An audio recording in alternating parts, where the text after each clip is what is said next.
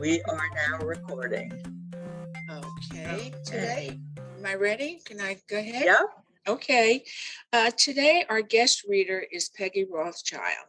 Peggy, always a mystery lover, grew up being a fan of Nancy Drew and the Hardy Boys, which led her to write adult novels, as well as writing a young adult adventure book called Punishment Summer. She also has several of her short stories published in anthologies. Besides being an author, Peggy is also an illustrator for children's books. Today, Peggy is going to read from her very first cozy novel called A Deadly Bone to Pick, which I think comes out on February 22nd. Yes. Yeah, That they was had, awesome. yeah, the trucks all crashed apparently, and it was supposed to come out on the 8th, and now it's coming out on the 22nd. But it's coming out, so that's good. Okay. So, So, Peggy, all it's right. your turn. Okay. I just figured I would just read a couple minutes from just the opening chapter to introduce you to it. I don't know if you want any background, but essentially, this is the first book in the Molly Madison Dog Wrangler mystery series. It's kind of bridging traditional and cozy mysteries, kind of writing on both. Anyway, so chapter 1. Please be careful with that. I winced as the two muscle-bound men wrestled the ship captain's desk through the front door. It was my great-grandfather's. In reality, it had belonged to something like my great-great-great-great-grandfather, but why would they care? Nor would they care that Mom insisted I take the desk, part of a misguided effort to show she believed I'd move back to Massachusetts one day. My golden retriever, Harlow, tail waving, practically vibrating with her desire to meet these potential new friends. Stay. As much as I expected every person to love my dog, this was not the time. Ever obedient, she settled onto the travertine tie. Where do you want it? Muscle man number 1 said. On the 2nd floor. Here, I'll show you. The front door stood wide open. I looked back at Harlow and told her to stay again, then led the way up the broad staircase. I wanted this move to work out. No, not wanted, needed. I needed this move to work out. My gaze blurred. I wiped my eyes and hustled to the landing. When I reached the hall, I hesitated. Was I sure I wanted to use the ocean-facing room for my office? The alley-facing room to the left would offer more morning light. I shook my head. It didn't matter where I put the antique desk. My work life was effectively over. Ruined, destroyed, finito, just like my personal life. Shaking off a fresh wave of sadness, I entered the smallest of the 3 upstairs bedrooms. Right there, I pointed at the bare wall under the west-facing window. As the movers unwrapped the desk, I trotted back downstairs. Harlow stood and smiled, tail still wagging. I knelt next to her and scratched the spot below her ears. You are such a good girl. I move you all the way across the country and you roll with it. I buried my face in the ruff along the back of her neck. As soon as my eyes closed, Stefan's face shimmied before me. I took a deep breath and looked into Harlow's warm eyes. We may not be lucky, but we've got each other, right? Harlow thumped her tail. Hello? Startled, I raised my gaze to the vision filling my open front door. Standing at least 5'10", not counting her cobalt blue stilettos, the bottle blonde in an emerald tank and black leggings gave a finger wave. Hi. Before I could scramble to my feet, she strutted inside. Sorry to intrude. Are you the new neighbor? That's me, Molly Madison. I extended my hand. And you are? Seville Chambers. We shook, then she gave a mock bow. At your service. Since you're new, I figured I should tell you to keep your door shut, always. The moving men tromped down the stairs and Seville stepped past me into the great room. Sorry to pop in this way when you're not even settled, but I saw the door open and thought you should be warned. That didn't sound good. Warned about what? Frankendoodle. I couldn't imagine anything called Frankendoodle being a cause for concern, but the crease between Seville's eyes seemed to indicate she was serious. Not wanting to be labeled the neighborhood grouch, I kept my expression interested. I'm sorry, but who or what is a Frankendoodle? She pointed at the doorway. An ivory and mocha monster filled the opening, upturned tail swinging like a metronome. That's the Frankendoodle. Good Lord. The dog had to weigh close to 200 pounds. I checked Harlow. She was still sitting, but her nose twitched, obviously eager for the go-ahead to meet a new playmate. I neared the door, holding out my hand to the dog. Hey there. He nudged my palm. Seeing Harlow bristle, I called her closer and told her to sit. Keeping my body between the two, I reached one hand out to stroke the golden while running the other along our visitor's curly coat. You're a sweet fellow, aren't you? I glanced up at Seville. I'm guessing he's a Saint Berdoodle, half poodle, half Saint Bernard. No clue. Don't get me wrong. He's friendly enough, but if you leave your door open, he'll walk right in and drool all over everything. 6 months ago, he absolutely ruined one of my silk blouses. The ropey skein hanging from his mouth backed up Seville's drool claim. Well, where does he live? Just down the street at Dr. Joe Hansom's. Dr. Joe Hansom? Okay, his last name's Johansson, but he really is a doctor. Once you get a look at him, you'll call him Joe Handsome too. You actually call him that? Not to his face. Besides, the man barely speaks to me anymore. Not since the Silk Blouse Summit. And I'll end there. Thank you. Sure. Very good. Thank you. I was nervous, so. I can understand that. Okay, now we're going to go on to our featured speaker, wherever Frank is. I can't see him. Frank?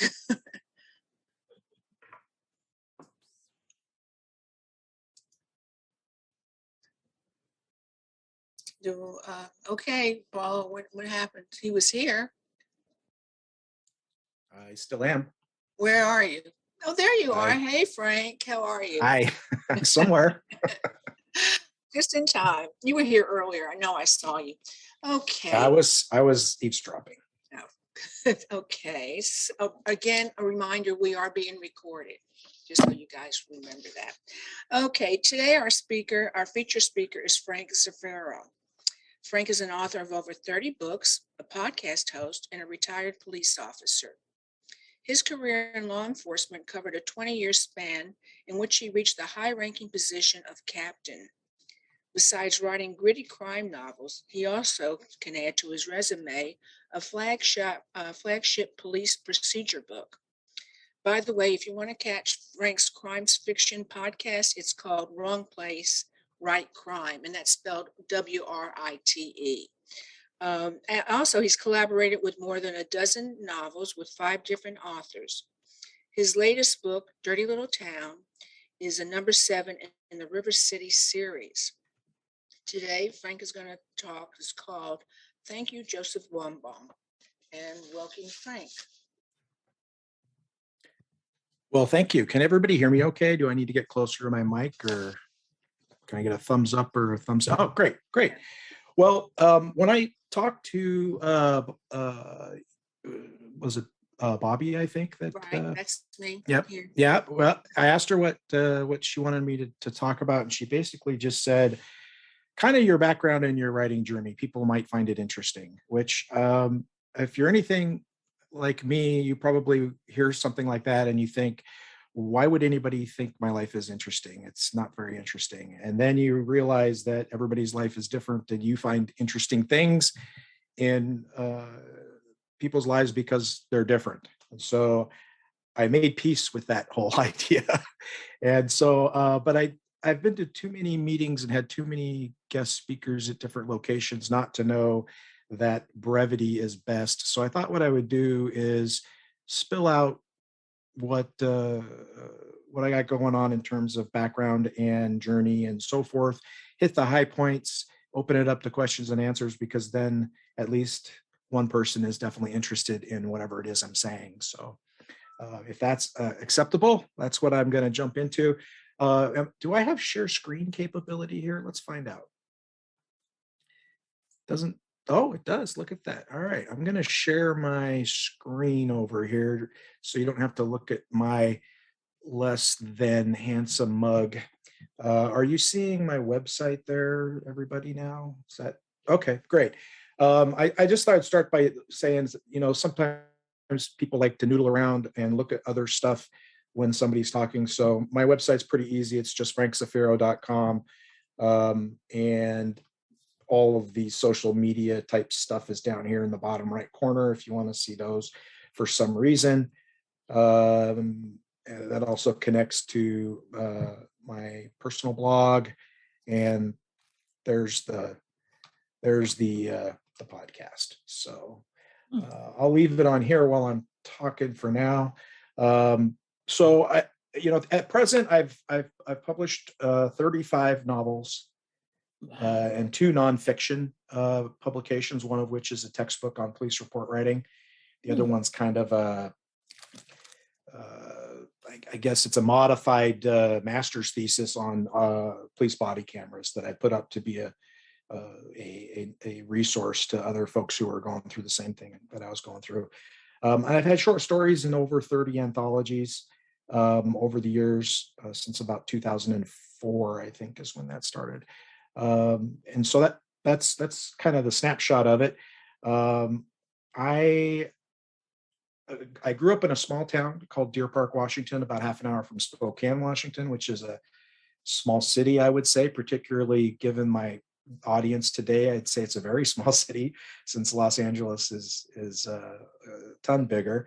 It's about 250,000 people now, I think, about 500,000 in the metro area. So big enough to be a city and have city problems, but still kind of a small town atmosphere in some ways. And that was where I did my policing ultimately. Before I became a police officer, I went into the Army, did almost 5 years, 4 year, and we'll hold on to you till this war is over stint, and from 86 to 91. The cool thing about that, I suppose, that might be interesting to some is that I was a linguist. I went to the Department of Defense's Language Institute in Monterey, California, which is a beautiful area, of course, and learned how to speak Czech. And that was at a time when the country was Czechoslovakia, not the Czech Republic and Slovakia. That took about a year, and then another couple of months of add-on for Slovak, which is almost a different language, but not quite, but more than a dialect. So it was some extra work there. Then I got to go to Germany and be a spy, which sounds super awesome and cool. And what it really amounted to was putting headphones on and twirling the dial and listening to the Czech army and recording them and making notes on what they were doing and so forth, which seems very backward now because of where things are in the world. But at the time, we were still in the height of the Cold War, and the Warsaw Pact and NATO were head to head, and it was a little bit of a treacherous time. It was also a great time for freedom because the wall came down while I was there. The Berlin Wall came down, the Velvet Revolution happened in the Czech Republic, and I got to see it up close. We were about 12 hours ahead of CNN when a lot of that stuff was happening at best. So it was breaking very fast. So that was a kind of a cool thing, a great experience. But the Army wasn't for me. It was just too many people telling you to do too many things that didn't make sense, and I couldn't do 20 years of that. Little did I know that policing would have some parallels. But anyhow, after I got out of the service and returned home to Spokane, I eventually became a police officer. Police career-wise, it was a pretty interesting career for me because a lot of police careers will entail a lot of what I call horizontal or lateral movement. In other words, a person might be a patrol officer, they might get to be a canine officer, or they might work in this specialty unit, or they might go work in a community policing capacity or something like that. But they remain a police officer, essentially a line member. And of course, the line members is where all the heavy lifting gets done. And I did do some of that. I was a police officer, patrol officer rather. I was a field training officer during that time. So when the new recruits would come out of the academy and they ride with you for a period of time, and you have to both train them and evaluate them, which is, as anyone who's done that, especially in a one-on-one adult to adult capacity, can be challenging. Then in about 1999, after about 6 years on, I got promoted to corporal, which was an interesting job. It was sort of a pseudo leadership position, but also some evidentiary collection responsibilities, particularly photographs and things like that. But it was a cool job, and I did that for a couple of years before I got promoted to detective, which is the same pay grade, but it's a different position. And detectives is exactly what you think it is, and I enjoyed the heck out of that too. But after a couple of years of that, I took the sergeant's exam, and as is always the case, isn't it? Like I tried really hard at one point to take the sergeant's exam, and I came out in the middle of the pack. And then I got promoted to the same time when I got promoted to corporal, because tests happen at about the same time. when I got promoted to detective and it came around again, I was fat, dumb, and happy. I loved detective work.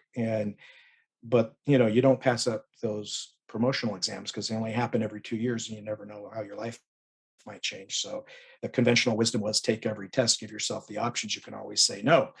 So I walked in not having studied for 2 years, even though I did study really hard the previous test. And I didn't care how I did. I just went in and took the test and I came out like 11th out of 40 or something. So I was like, oh, well, that's the way it goes. I should have studied if I wanted to do better. Besides, I'm happy. And then they decided to take 12, the top 12, to go to the assessment center, which is where they put you through a whole bunch of other rigmarole, oral boards and scenarios and so forth. And I walked in with that same attitude. Hey, I'm happy. I don't care. I'll just be myself and loosey goosey. And it must have affected my performance because I ended up second on that list after having been 11th. And my sergeant at the time looked at me and said, "You're going to get promoted. They're going to make like 4 or 5 off of this list." And I was like, oh, geez. And the reason I tell that story is just because even though I took the test, it was more almost of a cultural thing. You took the tests when they came out. I'd never really given a lot of thought to leadership and what that meant and what that role was. And so when I became a sergeant, I really kind of had to discover leadership and learn about leadership and decide what leadership meant to me and become a student of it. And it actually has become a little bit of a passion of mine after that. But that's a discussion for another day. Because if I start talking about leadership, it'll be a 4-hour presentation and nobody has that kind of patience. Not even my wife would listen for 4 hours. So as a sergeant, I got a chance to work patrol, great position. You got a squad of your own and you're looking out for them and making sure they're doing what they're supposed to be doing and getting the job done. And it's a really important role. And then I also moved over and I headed up the volunteer services unit for a couple of years, which was a pretty robust program there in Spokane at the time. We had over 100 different volunteers um, for an agency that has less than 300 officers at the time. That's a pretty good chunk of people willing to volunteer their time. The bulk of it was senior volunteers, but there were a few other programs as well, and they did some very valuable work. And tell you what, at that point I was on for about 10, 11 years. You start to get the grind a little bit from any job after that amount of time. And certainly policing can grind on you. And then I got to work with these wonderful volunteers who are doing it because they want to help their community. And this is how they're choosing to do it. And they've just got great attitudes and very, very giving people. And I'm getting paid to basically be around them and to manage that program and to develop it. And it was very rewarding. I actually stayed there for, did I stay there for 3 years? I think I might have, or did I leave after 2? I have to go back and look now, but usually it's a 1-year rotation and I asked to stay on. I liked it so much. But when I did leave, it was time for a change. You don't want to stay any place too long and stagnate. I went into the investigations division and had a squad of detectives there. And then kind of the same thing that happened to me with the sergeant's exam happened again with the lieutenant's exam. And I got promoted to lieutenant. I came out first on that list. But it was the second time I'd taken the test. That seemed to be what worked for me, flunk out the first time around and then be happy and don't care the second time around and get lucky and score pretty high. And so as a lieutenant, I was a patrol lieutenant and a shift commander and got to be in charge of basically half the city for either daytime or nighttime, depending. And I was working nights, which I loved. It was a great shift, working about 3 p.m. to 1 a.m. 4 nights a week. And our department, which wasn't as large as, say, LAPD or some of these other police departments, you had your primary assignment as a shift commander or wherever you were assigned, and then you had ancillary assignments as well. And I was very fortunate in that the first ancillary assignment that I got was the K9 unit. So I got to command the K9 unit and learn all about K9 handlers and their dogs, and that was extremely rewarding. And then I did that for about 1.5 years when the SWAT commander position came open, and most of the K9 officers, I think all but one, were also SWAT members, and they encouraged me to put in for that position. and I got it. And so I went to moved on to commanding the SWAT team for a year, which was a really good experience. And of course, all of this, as you can imagine, given I'm speaking to a group of writers, I'm sure it's going through your mind how all of these experience can really feed into like police procedural as background knowledge, and it certainly has. After about a year as the SWAT commander, so I've been a lieutenant for about 3 years, I took the captain's test, because you take every test as it comes along, right? That was the culture. And that test was a little bit different in that it really didn't matter where you placed as long as you were in the top three, because the chief had what they called a rule of three. She could choose any of the top three candidates, and she didn't have to give a reason why. It was just her, that was her prerogative. And I'm pretty sure I came out first on that list, but maybe I was second. But I was in the top three, and she was looking at who to promote. And I was ironically in Las Vegas at a SWAT commander school learning some SWAT commander stuff when I got the phone call from her, and she decided to promote me to captain, which I didn't think was going to happen, to be honest with you, because I had been a little bit contentious as a lieutenant. Um, I I didn't just I wasn't a yes man. And while I was very respectful, I was very willing to offer a contrary opinion, which, if you're in a leadership role, you respect that in your subordinates and you want it, but it can also be annoying as hell too. And I think it was both for that chief. At least that was my perception. That she appreciated it, but found it tiresome at times as well. But she still promoted me to captain, so she must have valued that in some fashion or another. And then as captain, I had probably the best job as a leader outside of K9 SWAT, of course. And that was, I was the captain of the patrol division, which was really cool because up until that point, if I had a good idea or if somebody brought me a good idea, I had to go pitch it to the patrol captain and convince him. And the captain I had at the time got the nickname Captain No for a reason. So some of those pitches didn't go so well in terms of being accepted. And it was always a source of frustration because, people were coming to me with great ideas, or in some cases I had a great idea, and it was good for the department, and it wasn't happening because it was going to take some work, or because it or have you ever heard this one before? Well, we've always done it this way, so why should we change? Or we've never done it that way before. And I found those excuses and reasons to be particularly aggravating. And so that contrarianism welled up there as well. So as the captain of patrol, though, if somebody brought me a great idea, I had the extreme luxury and freedom of saying, do it, let's do it, let's give it a try. And so that was very rewarding to be able to do that. And that went on for quite a bit of time. And then we had a kind of a shakeup up at the top of the department. And the chief that promoted me, she left, and immediately the assistant chief that worked with her left as well. He had some health issues that caused him to leave, and she was just moving on to a new position. So that opened up some spots up there at the top, and I was promoted to major, which was a newer position that they created. And I got the entire operations division, which was kind of like being the patrol captain, only better, because there was more places you could say yes to. Why I don't say it was a better job than patrol captain is because it came with even more politics. Largely as a captain, the politics tended to be internal, not entirely, but a lot of them. And those were easier to navigate and not as frustrating. As you can imagine, once you get to that major position, which is essentially right below the chief's office, now you're dealing with external politics for the majority of the time. And I did not find that particularly rewarding, even though I tended to do well with it.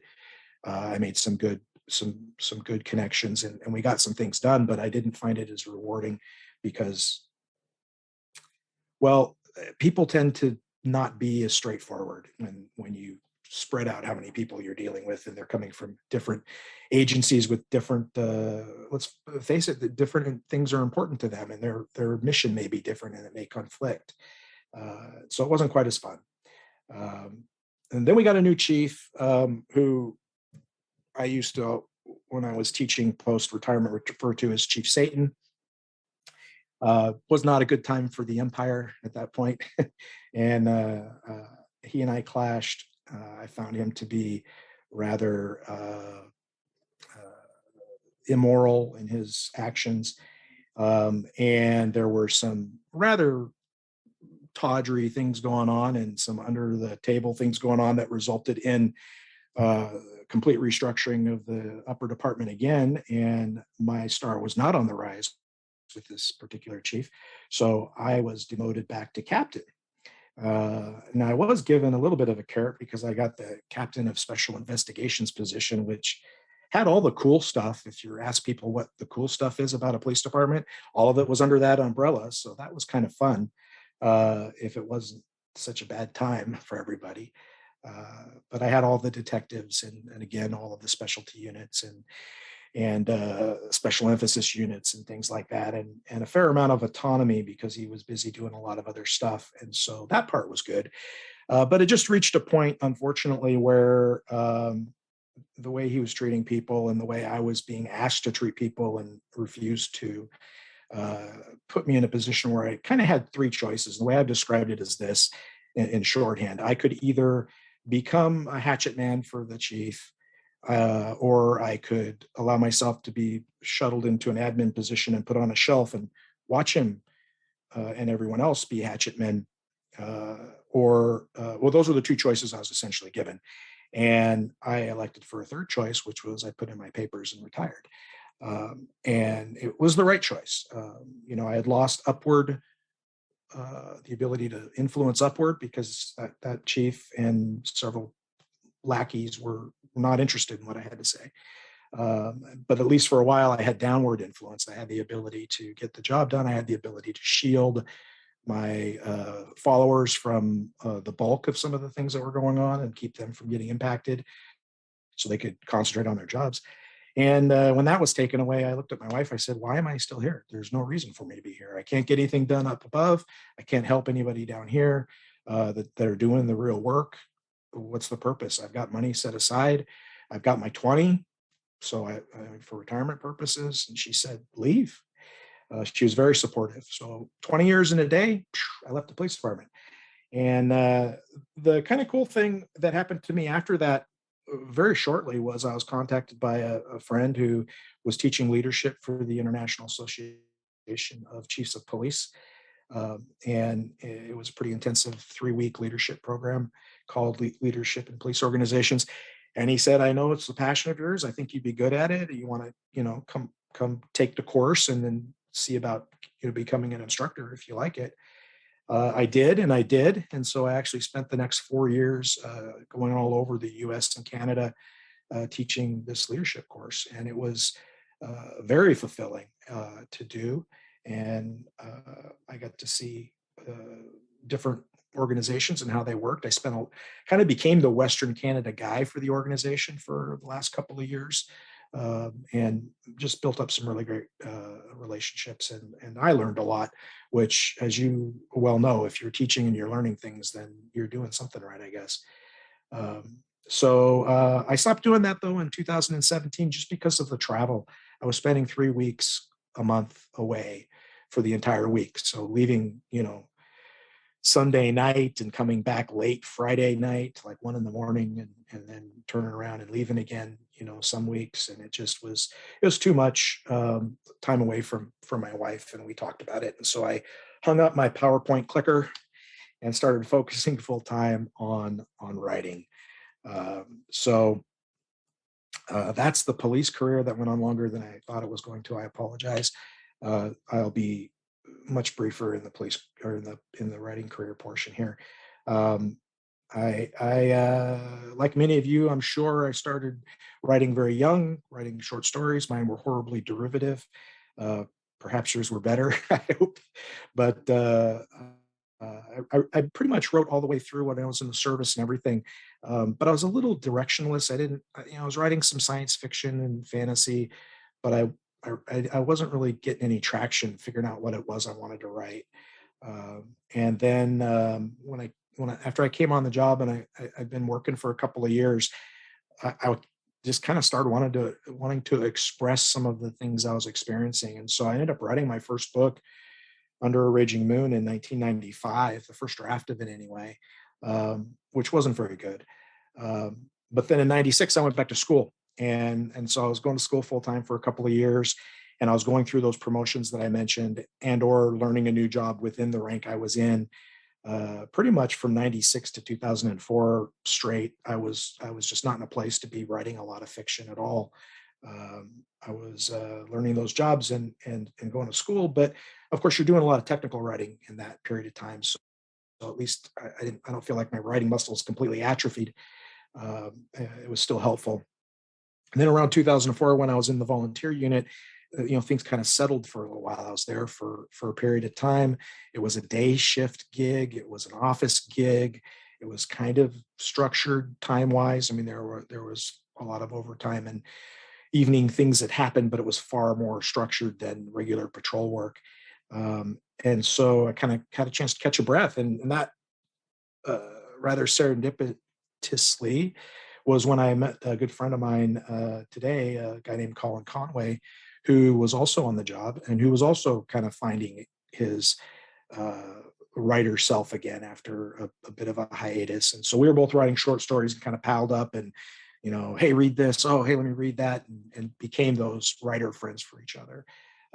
And that helped quite a bit. It helped me get to the point where in 2006, Under Raging Moon was finally published. Now, so here's the publication journey that's kind of, some of you may have had something similar. Some of you may never even have come close to this in terms of how it went. Everybody's is different. Mine has been kind of weird. That first book was published by a small press in Georgia, pretty much a one-man show. This was before ebooks were going in 2006. Small print run, sold it out. He printed some more. It did okay, but again, it's a small press, and I was doing most of the heavy lifting locally there in Spokane. It was a police procedural, introducing the characters in River City that would become kind of the core of my ensemble cast that continues to this day. It was about a serial robber who was hitting convenience stores, getting progressively more violent. And hey, the cops have to try to stop him. But my goal in writing this series, even in the very beginning, was to show that human piece of the cops, to show what it was really like.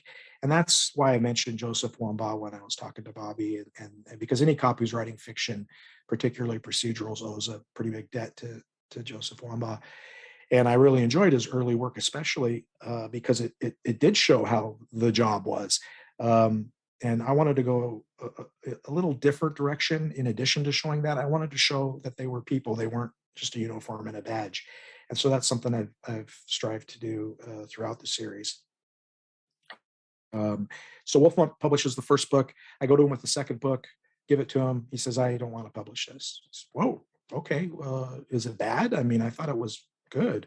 He said, no, it's actually better written than the first book, but nobody will read it because it's got a child in peril as a central plot piece. Now, keep in mind, it is about a kidnapped child.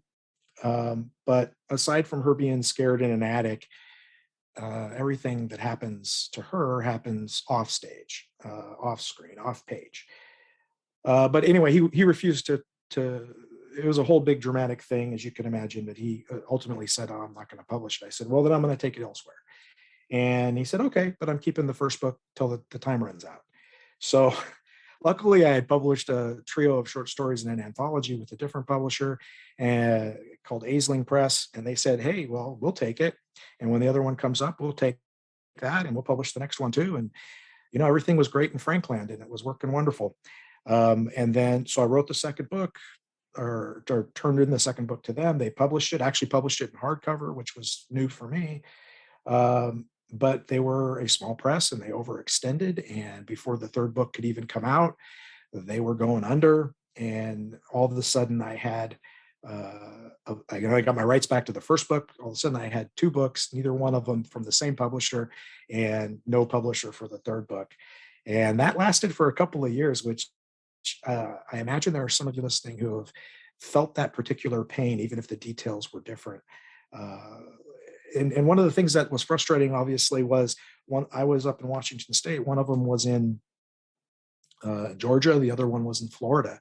And I got ghosted for a while by both of them in different ways. I mean, I finally wrapped things up, but it's a very impotent feeling when nobody's answering your emails or phone calls. I mean, what are you going to do? Jump on a plane? I mean, it's tough. So when I found out about a publisher in Spokane there, Grey Dog Press was looking to create a fiction line, I went and talked to them, and long story short, they picked up the series and continued it for the next couple of books, and in fact kept the paperback editions there until 2 or 3 years ago when they decided to discontinue publishing fiction at all. Um, but they weren't interested in ebooks, and ebooks were getting big at that time. So I decided I didn't want to miss out on having ebooks. So I published the ebook version of the series myself. And at the time, it was definitely called self-publishing, or independent publishing wasn't even in the lexicon. And I was a little nervous about it because there was still a pretty huge stigma attached to it in many circles. And a little nervous about ebooks too, because my first encounters with ebooks was, here's a CD-ROM, put it in your computer and read this book. And I don't know about you, but that didn't sound super exciting to me. So, but I didn't want to miss out on the opportunity, and it turned out to be a pretty smart move. And that series has remained independently published to this day. And but some of the other books that I was writing, I actually had published by a small to medium-sized press, and it's pretty well known in the crime fiction circles, Down and Out Books. They published a good half dozen or more of my titles. But a couple of years ago, I was starting to notice, that I couldn't get any momentum with my independently published, self-published books because I didn't have my whole catalog, and they weren't really doing anything in terms of marketing. So long story short, back about a year and a half ago, I entered talks with them to just get all of my books back and publish them independently under one umbrella that I could control marketing, I could control which promotions to run, and so on and so forth. And so that is what I did. So as of January of 2021, with only a couple of exceptions, all of my work is independently published under my own Code 4 Press banner, which includes, I should mention, several series that I collaborated with other authors on. I wrote Bricks and Cam Jobs with Eric Beetner, who is a Southern California author that some of you may know. Wrote the Charlie 316 series with my friend Colin Conway, the Anya series with a guy named Jim Wilski out of Texas, and I've written 3 books with North Carolinian, formerly New Yorker, Lawrence Kelter. Also wrote a standalone with Bonnie Paulson, who is mostly a romance writer, but she wanted to try out crime fiction. I can talk about collaboration if that's of interest to you guys in the Q&A. I won't go into it here other than to say it was a really great experience all the way around with all 5 of them.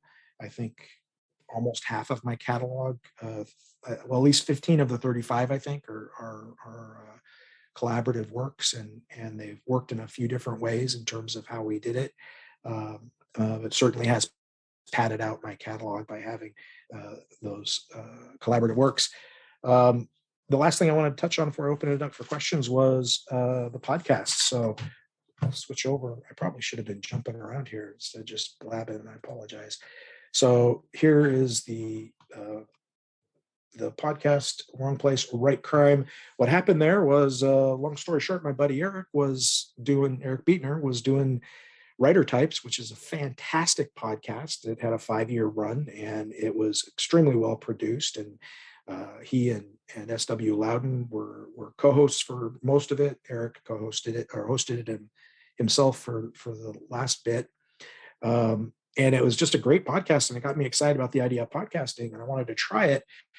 But their show was kind of like a morning drive show, that high energy, quick segments, lots of humor, sort of format, and they're funny. Both of them are funny, especially Steve's funny.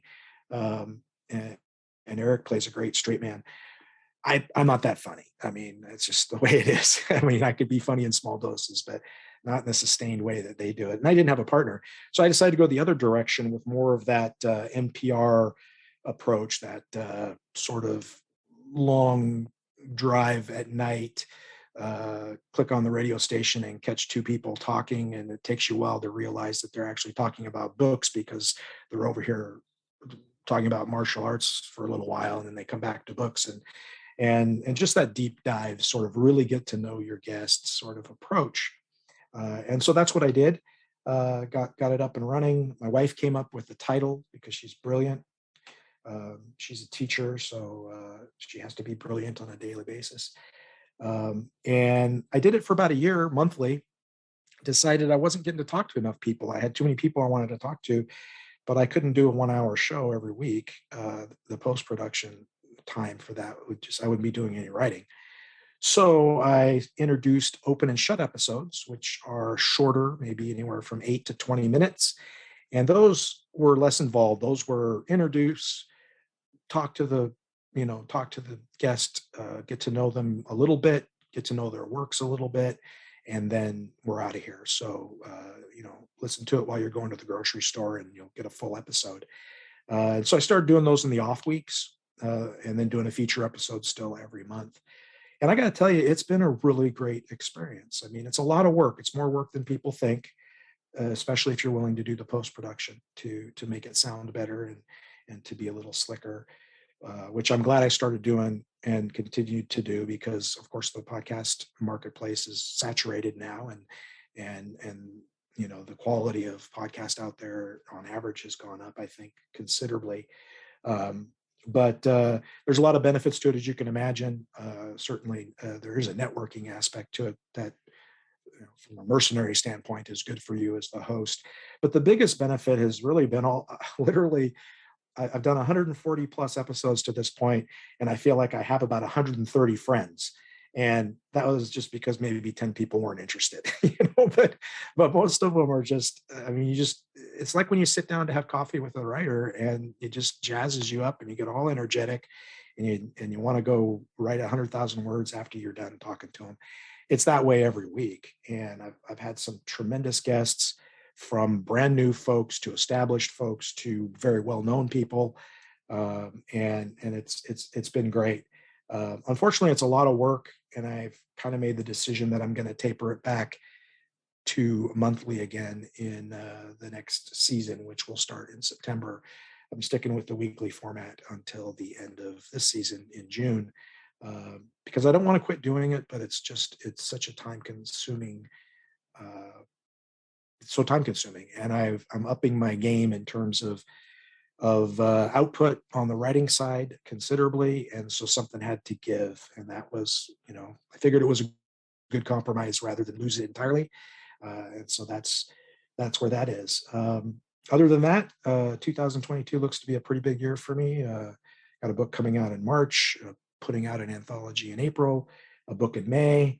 And that's how the rest of the year is hopefully going to look as well. I want to get to December and look back and have a much deeper catalog when I get there. So I guess I went about 40 minutes or so, but I think I left a little bit of time for question and answers. I'd like to throw it out there. If there's any part of anything I talked about that is interesting to you, I'd be happy to answer questions.